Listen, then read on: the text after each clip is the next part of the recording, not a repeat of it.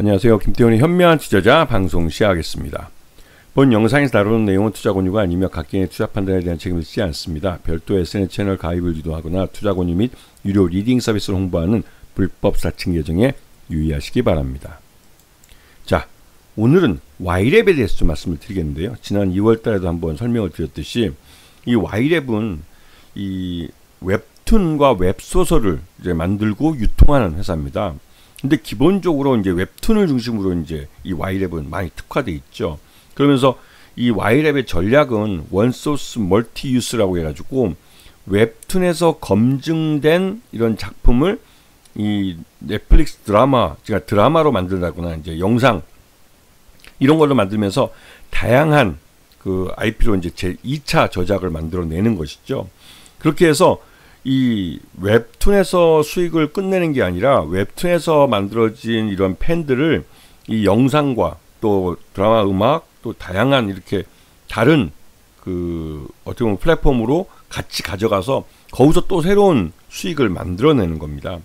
그래서 이렇게 이제 2차 저작권에 대한 부분도 발생하기 때문에 이 수익이 Y랩은 말 그대로 수익이 좀 외연을 확장해가는, 즉 성장성을 갖고 있는 회사라는 걸 알 수가 있죠. 기본적으로 웹툰에서 이미 이 작품의 이 성공 여부를 이미 검증을 한번 받았기 때문에 이 드라마화를 할 때 외부 투자를 좀 더 쉽게 받을 수 있는 그런 그 기반이 깔려 있습니다. 기본적으로 최소한 이 웹툰을 이제 구매해서 직접 이 소비를 했던 그분들은 드라마가 됐을 때 드라마도 시청해 줄 그런 독자들이 되는 것이죠. 그렇기 때문에 이 Y랩뿐만 아니라 다른 웹툰 업체들은 이렇게 원소스 멀티유스를 해가지고 이런 전략을 펼치면서 이제 다양한 사업 다각화를 실시하고 외형을 키워가는 것이죠. 근데 이 Y랩 같은 경우는 이제 특히나 이제 웹툰을 드라마로 만드는데 나름대로 이 경험도 있고 이런 몇 번의 성공 사례가 있기 때문에 이런 부분에서 특화되어 있는 회사라고 할 수가 있습니다.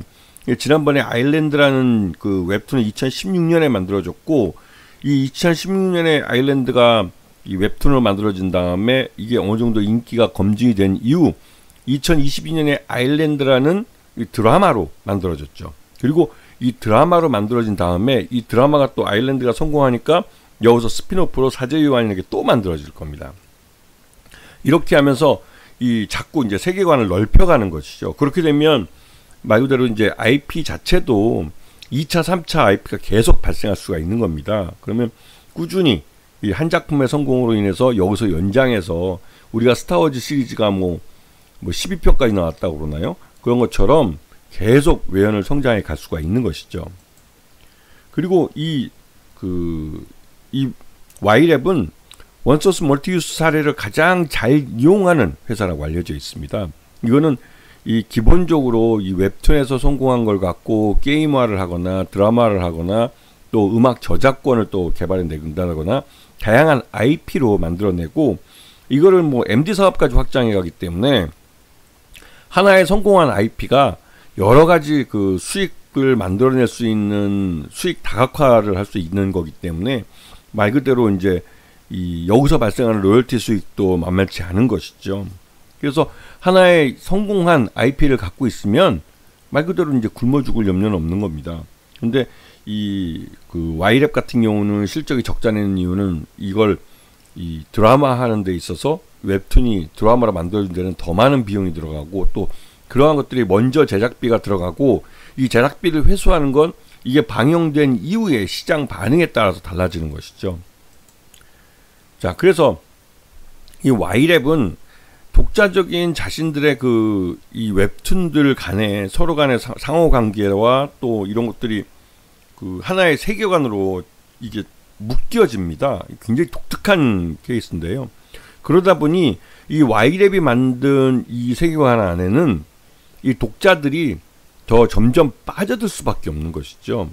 그만큼 이 Y랩이 만들고 있는 이런 웹툰 IP들이 서로가 다 연결이 되는 그 연결점들을 갖고 있어요. 이게 요즘 뭐 헐리우드 영화도 그렇게 뭐 세계관을 공유하면서 자신들 그 무슨 그 뭐죠? 하여튼 미국에서도 이제 이런 헐리우드 영화들은 지들끼리 또 이게 세계관을 만들어서 영화 속에 서로 상호간에 그 캐릭터들을 서로 이제 출연을 시킨다든가 이러면서 이런 그 뭐랄까 영화를 즐기는 사람들이 이 공유 세계관을 하나로 같이 공유를 하면서 이게 마치 현실인 양 착각하게 하는 그 정도로 이 Y랩의 웹툰도 마찬가지로 세계관을 점점 넓혀가고 있습니다. 그리고 그 안에 다양한 스토리들이 들어가고 그 스토리들이 만들어낸 그 캐릭터들 이들이 또 나중에 개별적으로 독립된 하나의 스토리를 가져가는 그런 이제 원소스 멀티유스 사례로 이제 이용이 되고 있는 것이죠. 자, 그래서 이 Y툰의 웹툰을 제작하는 구조별로 보면 권리관계가 따로 발생합니다. 가장 중요한 건 스토리 제작 주체죠. 이 스토리 제작 주체가 바로 저작권을 누가 갖느냐의 이 귀속을 결정합니다. Y랩 임직원이 할 경우에는 Y랩이 이 소유권을 가져가죠. 이 IP에 대한 소유권을 가져가는 거야. 독점적으로 이 IP를 나중에 이제 웹툰 IP를 드라마로 제작을 하든 게임으로 만들든 이런 것에 대해서 결정권을 이 Y랩이 가져가는 것이죠. 그 외부 작가가 이 스토리 제작 주체일 경우에는 외부 작가가 IP를 가져갑니다. 그리고 그 노블 코믹스 같은 경우는 웹소설의 원작자가 이걸 가져가게 되는 것이죠. 왜냐하면 웹소설을 갖고 웹툰을 만들기 때문에 그렇습니다. 그렇게 해서 이 저작권, IP의 소유 관계가 어떻게 되느냐에 따라서 향후 이걸 원소스 멀티유스로 할 때 그 수익 자체도 거기에 맞춰서 배분이 이루어지는 것이죠. 그래서 이러한 구조를 이해해야만 이 웹툰, 그러니까 Y랩의 이 실적에 대해서 제대로 이해할 수가 있는 겁니다. 자, 지난해 2024년 실적으로 봤을 때 영상 제작이 전체 매출액의 52%를 차지했어요. 굉장히 큰 부분을 차지했죠. 그리고 영상 제작은 지금 당장 돈이 들어가는 겁니다. 그리고 영상을 제작하고 이게 이제 드라마를 만드는 그런 영상을 제작하고 이게 나중에 회수되는 건 이게 방영된 다음이죠. 이 시간차를 이해하셔야 되는 겁니다. 지금 당장 투자비가 들어가고 투자 회수는 그 이후에 방영된 이후에 들어온다는 거, 이 부분을 기억하셔야 되는 것이죠. 그래서 전체적으로 웹툰 제작이 34% 정도 매출을 책임지고 있고요. 그래서 작년 실적을 보면 매출 외형은 249억으로 전년보다는 늘었지만 이 영업 손실이 100억대로 늘었어요. 이건 예전 55억보다도 거의 더블이 늘어난 겁니다. 이렇게 많이 늘어나는 건 특이한 케이스인데요. 이 판관비 중에 특히 많이 차진 게 기타 판매비 및 관리비라는 건데요. 이거는 예전보다 훨씬 더 증가한 부분입니다. 이런 부분에서 이벤트 쪽으로 발생한 것으로 보이고 이게 말 그대로 이제 올해부터 이 한한령이 해제되면서 중국 쪽 시장으로 이 IP를 갖고 들어가서 중국 내에서 이제 직접 웹툰을 판매할 수도 있고 웹툰을 드라마로 제작한 걸 판매할 수도 있고 하면서 중국이라는 큰 시장이 열릴 걸 대비해서 작년에 이 회계 쪽에 부실한 것들을 다 반영했을 수도 있어요. 우리는 이제 투자자들 입장에서는 숫자로 나온 걸 갖고 이걸 유추해 볼 수가 있습니다. 그래서 그렇다면 진짜로 올해 실적이 좋아질 걸 대비해서 작년 실적에 이 과거 부실들을 다 포함시켜서 회계적으로 떨었다면 이게 일종의 빅베스가 되는 거죠. 이렇게 되면 올해는 그런 부실이 회계에 반영되지 않기 때문에 올해 실적은 굉장히 좋게 나올 가능성이 큽니다. 그리고 실제로 이 회사가 이 최대주주 특수관계인 포함해서 22.05%밖에 지분을 안 갖고 있지만 최대주주 지분이 굉장히 낮은 편이죠.